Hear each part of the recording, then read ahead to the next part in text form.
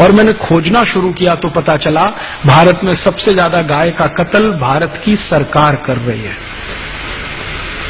मुसलमान नहीं कर रहे हैं।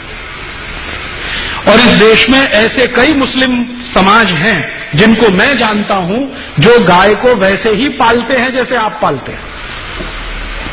आप कभी आइए, गुजरात में कच्छ नाम का एक जिला है। कच्छ जिले में एक नहीं सैकड़ों मुसलमान नहीं हजारों हैं जो गाय पालन करते हैं। गाय का दूध बेचते हैं, दूध में से दही बनाते हैं, दही से मक्खन निकालते हैं, मक्खन से घी बनाते हैं और बेचते हैं। आप राजस्थान में आइए, बीकानेर, जैसलमेर, बाड़मेर, ये तीनों जिलों में एक नहीं हजारों मुसलमान हैं जो गाय पालते हैं, गाय का दूध बेचते हैं, दूध में से मक्खन बनाते हैं, फिर घी बनाते हैं और धंधा करते हैं।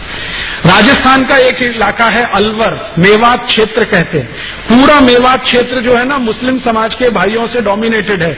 वहां एक नहीं सैकड़ों मुस्लिम भाई हैं जो गाय पालते हैं, गाय का दूध पीते हैं, गाय के दूध से दही बना के वैसा ही घी और बिजनेस करते हैं। मुसलमान गाय नहीं काटते।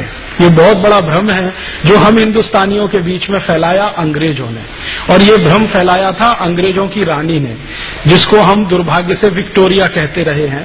उसने एक चिट्ठी लिखा था 1894 में।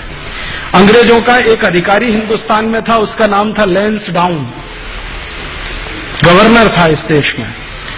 उसको एक चिट्ठी लिखा, विक्टोरिया ने चिट्ठी लिखा कि देखो, हम भारत में जितने कत्ल खाने चलाते हैं उनमें सबसे ज्यादा गाय कटती है। ये भारत के हिंदुओं को पसंद नहीं है क्योंकि ये उनकी अधिष्ठात्री है, माने हम उसको पूजनीय मानते हैं, मातृ समान मानते हैं। हिंदुओं को पसंद नहीं है और वास्तव में मुसलमान भी नहीं पसंद करते गाय को मारना और उसको खाना। गाय तो हमारे लिए काटी जाती है, माने अंग्रेजों के लिए काटी जाती है। अब भारत में हिंदू और मुसलमान कभी एक हो गए और गाय बचाने में लग गए तो हमारी सरकार नहीं चलेगी भारत में। इसलिए तुम एक काम करो कि जितने कत्ल खाने चल रहे हैं गाय काटने के लिए, उनमें मुसलमानों की भर्ती कर दो और हिंदुओं को बताओ कि गाय देखो मुसलमान काट रहे हैं। तो हिंदुओं की भर्ती नहीं, मुसलमानों की भर्ती कर दो। हिंदुओं को बताओ कि गाय मुसलमान काट रहे हैं, कट हमारे लिए रही है, काट रहे हैं मुसलमान, खाते नहीं है, हम खा रहे हैं, काट रहे हैं ये। हिंदुओं को जब ये पता चल जाएगा, ये दोनों एक दूसरे को लड़ मारेंगे और ये लड़ने लगेंगे तो हमारी गद्दी सुरक्षित रहेगी और हम भारत पर 1000 वर्ष तक राज करेंगे। ये विक्टोरिया की चिट्ठी है, लैंसडाउन को 1894 में लिखी गई। इस चिट्ठी से पढ़कर मेरे समझ में आ गया कि पॉलिटिक्स क्या है इस देश में। पॉलिटिक्स ये है कि गाय कटे अंग्रेजों के लिए और लड़ते रहे हिंदू मुसलमान। हम एक दूसरे को गाली देते रहें, एक दूसरे की टांग खिंचाई करते रहें और अंग्रेज मजा करते रहें। इस तरह से अंग्रेजों ने वो एक जो पॉलिसी है ना, बांटो और राज करो, डिवाइड एंड रूल, वो ये है।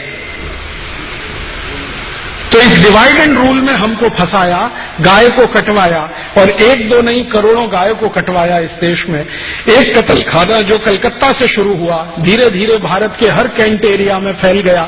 350 कैंट एरिया अंग्रेजों ने स्थापित किए, 350 कत्ल खाने बना दिए। गांधी जी इन्हीं की खिलाफत करते थे अंग्रेजों के जमाने में। गांधी जी को बार बार लगता था कि ये कत्ल खाने बंद होने चाहिए।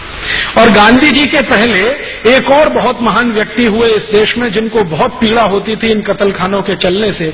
उनका नाम था स्वामी दयानंद सरस्वती, जिन्होंने आर्य समाज की स्थापना की।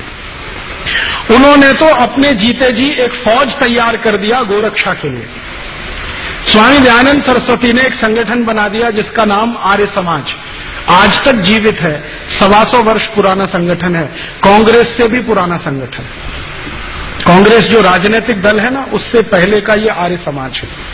इसका एक ही काम था, गोरक्षा करना।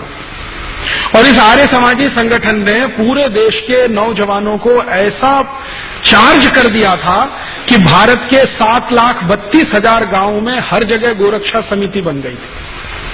1870 से ये शुरू हुआ और 1894 में आकर ये आंदोलन अपने सबसे उच्चतम शिखर पर था।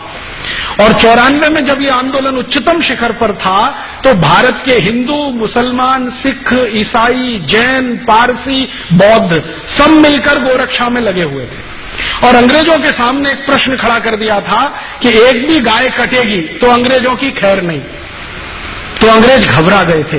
इसी घबराहट में रानी ने चिट्ठी लिखी थी 1894 में कि अगर इस आंदोलन को तोड़ना है, हिंदू मुसलमानों को लड़ाना है, तो तुम ये काम करो कि सारे कत्ल खानों में मुसलमानों की भर्ती करो और हिंदुओं को बताओ कि गाय ये काट रहे। और जब ये खबर अंग्रेजों ने फैलाई, उसके बाद इस देश में हिंदू मुसलमानों के दंगे शुरू हो गए।